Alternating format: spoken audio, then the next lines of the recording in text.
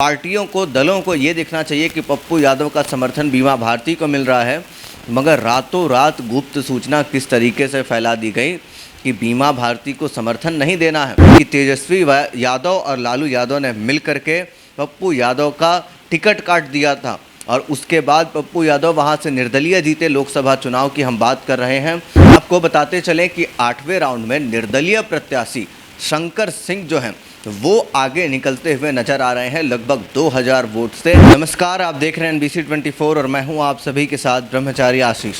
और इस वक्त की बड़ी खबर आपको बता दें कि सूत्रों के हवाले से खबर आई कि पप्पू यादव ने ही असली खेला किया है।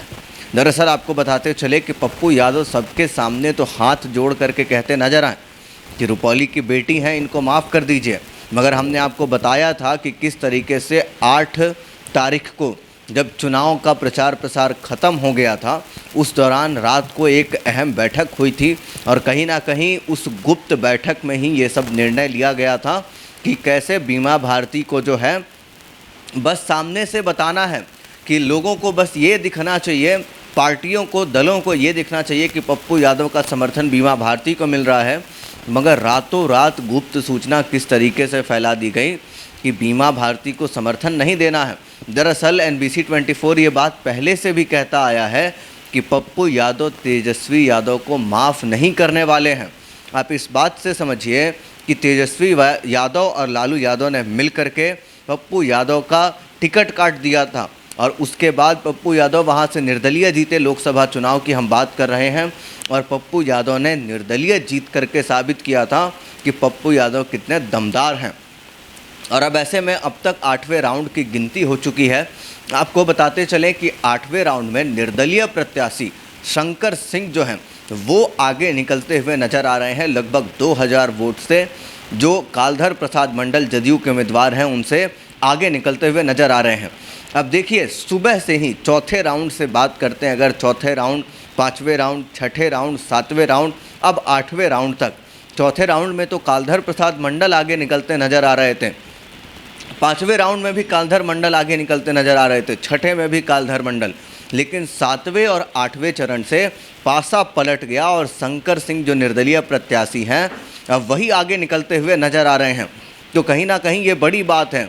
और इसी के साथ साथ आपको बताते चलें कि पप्पू यादव के घर जो वो सीक्रेट बैठक हुई थी, उस बैठक ने पूरा खेला कहीं ना कहीं अब बांध दिया है। आपको बताते चलें कि किस तरीके से जो बीमा भारती हैं वो तीसरे पायदान पर चली गई हैं। देखिए, हम लोकसभा चुनाव की भी बात करें तो उसमें भी बीमा भारती तीसरे पायदान पर ही थी। पहले नंबर पर पप्पू यादव थे, दूसरे नंबर पर कहीं ना कहीं कुशवाहा जी थे जो कि जदयू के उम्मीदवार थे, और तीसरे नंबर पर राजद के उम्मीदवार बीमा भारती थी। और इस चुनाव में भी, क्योंकि हमने कहा था कि ये जो रुपौली है ये दूसरा पूर्णिया बनता नज़र आ रहा है, और आखिरकार हुआ वहीं। देखिए किस तरीके से जो निर्दलीय प्रत्याशी हैं शंकर सिंह वो अब आगे निकलते नज़र आ रहे हैं। और कहीं ना कहीं 8 राउंड की वोटिंग हो चुकी है, 4 राउंड और बचा है। इसमें कोई बहुत ज़्यादा मूल चूल परिवर्तन आने की संभावनाएं नहीं है। तो ऐसी स्थिति में स्पष्ट मामला यही है कि पप्पू यादव ने बड़ा खेला कर दिया है। और जो नाक की लड़ाई थी उसमें कहीं ना कहीं ना ही नीतीश कुमार की नाक, ना ही तेजस्वी यादव अपनी नाक बचा पाए। जो नाक बचाया वो थे निर्दलीय प्रत्याशी शंकर सिंह।